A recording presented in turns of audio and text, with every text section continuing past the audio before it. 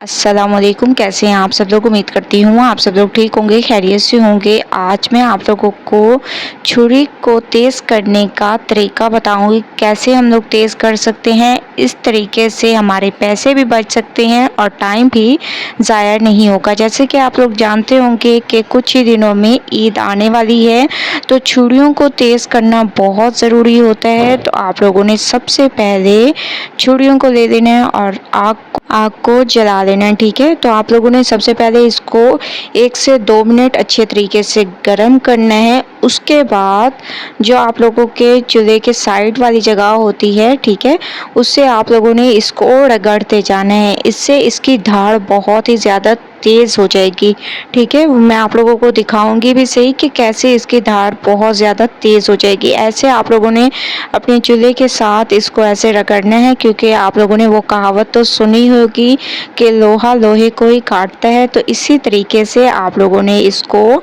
ऐसे रगड़ते रहना है। 1 से 2 मिनट आप लोगों ने इसको गर्म करना है और रगड़ते जाना है चूल्हे के ऊपर, जैसे कि मैं आप लोगों के सामने कर रही हूँ। इससे एक तो आप लोगों का टाइम भी ज़ाया नहीं होगा और पैसों की भी बचत हो जाएगी।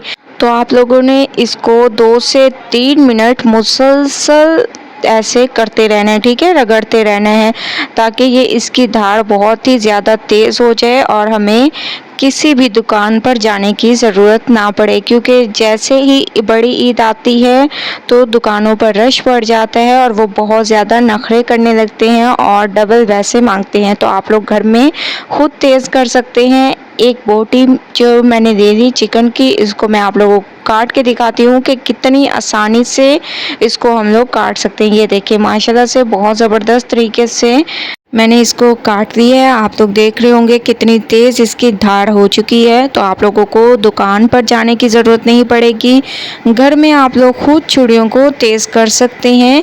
तकरीबन आप लोगों को 5 से 7 मिनट लगेंगे। तो आप लोगों ने मुझे बताना है कि आप लोगों को मेरी ट्रिक कैसी लगी। अच्छी लगे लाइक करें, शेयर करें। कल न्यू ट्रिक के साथ हाजिर होंगी, तब तक के लिए अल्लाह हाफिज़।